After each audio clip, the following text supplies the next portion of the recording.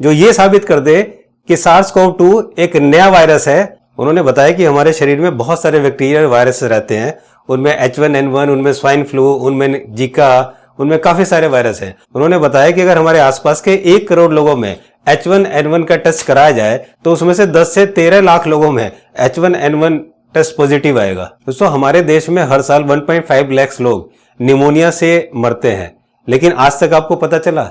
तो पिछले 6 महीने में भी 75,000 लोग निमोनिया से मर चुके हैं, लेकिन उनकी गिनती भी पता नहीं कहां कर दी है, कुछ पता नहीं चला। क्योंकि ICMR यानी Indian council of medical research ने ये एक गाइडलाइन जारी करी है कि अगर किसी आदमी की डेथ होती है और उसका टेस्ट किया जाता है, चाहे वो पॉजिटिव आए चाहे नेगेटिव आए, मरने से पहले या मरने के बाद में, अगर किसी को सांस लेने में दिक्कत है या किसी को हार्ट की प्रॉब्लम है तो उसका कोरोना का डेथ बताई जाए।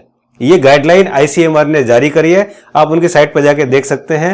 तो बताइए, अगर कोई आदमी मरता है तो उसे सांस की दिक्कत ही होगी या उसे हार्ट की प्रॉब्लम होगी? क्योंकि जब हार्ट बीट बंद होती है तब मरता है, या सांस लेने में दिक्कत होती है तभी मरता है। तो आप सोचिए, अगर कोई आदमी मरेगा, कोई भी आदमी किसी भी चीज से मरेगा, तो उसको सांस लेने में तो दिक्कत होगी।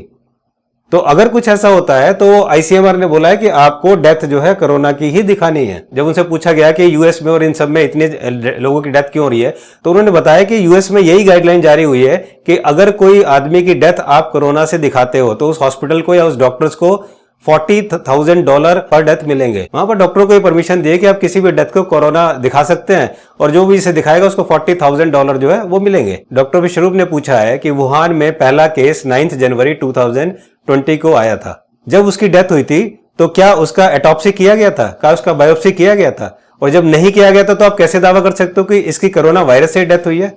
और अगर नहीं हुआ तो अब करके देख लो, पता लग जाएगा आपको कि क्यों इतनी मौतें हो रही हैं। क्यों नहीं हमारे देश में भी आज तक किसी की एटॉप्सी या बायोप्सी हुई है? कॉन्फ्रेंस में उन्होंने एक सवाल के जवाब में उत्तर दिया कि वुहान में ये वायरस जनवरी में आया था। वुहान में ये वायरस जब आया था, वुहान से 1175 किलोमीटर दूर जो है बीजिंग है, लेकिन वो वहां से बीजिंग नहीं पहुंच पाया और वो इतने पूरे वर्ल्ड में फैल गया। और आज देखिए, चाइना ने सब कुछ अपना मैन्युफैक्चरिंग कर रही है, चाइना सब काम कर रही है और उसके बारे में कोई पूछ ही नहीं रहा, और सारे देश अपनी अर्थव्यवस्था को लेकर पड़े हैं, सारे देश में मरने लग रहे हैं। उन्होंने बताया वियतनाम, जहां पर डॉक्टर विश्वरूप का सेंटर है, वहां पर कोई रूल नहीं है कि आप मास्क लगाएं या ना लगाएं। और कमाल की बात है कि वहां की जो पॉपुलेशन है वो 15 to 16 करोड़ है, उसके बावजूद भी वहां पर एक भी डेथ नहीं हुई है। और एक और देश उन्होंने बताया तंजानिया, वहां पर तो अगर आप मास्क लगाते हैं तो आपको जुर्माना लगेगा। जी हाँ, अगर आपने मास्क लगाया तो जुर्माना लगेगा। और एक हमारा देश है महान भारत, कि अगर हमने मास्क नहीं लगाया तो पुलिस डंडे मार मार के लोगों का पिछवाड़ा सुझा देती है। उनसे क्वेश्चन पूछा गया कि आप जो बोल रहे हो क्या वही सही है, और पूरे भारत के डॉक्टर जो हैं वो क्या पागल हैं, उनको नहीं पता कुछ भी? वो क्यों नहीं बोल रहे हैं या वो क्यों इसको मान रहे हैं? तो इस सवाल के जवाब में डॉक्टर विश्वरूप ने बताया कि महाराष्ट्र में डॉक्टर नीलेश पाटिल और डॉक्टर पल्लवी पाटिल, ये दोनों MBBS MD हैं। आपने मेरी लास्ट वीडियो में देखा होगा कि इन्होंने महाराष्ट्र के कोविड सेंटर में 3 पेशेंट कोविड-19 जो पॉजिटिव थे उनको इस 3 डेज फ्लू डाइट से ठीक कर दिया। उनकी रिपोर्ट पॉजिटिव से नेगेटिव आ गई। आपको सुन के बड़ी हैरानी होगी कि महाराष्ट्र मेडिकल काउंसिल ने उनको कुछ दिन बाद एक नोटिस जारी किया और उन्हें कहा कि आज के बाद ऐसे मरीज ठीक नहीं करना, वरना तुम्हारी डिग्री कैंसिल कर दी जाएगी और तुम प्रैक्टिस करने लायक भी नहीं रहोगे।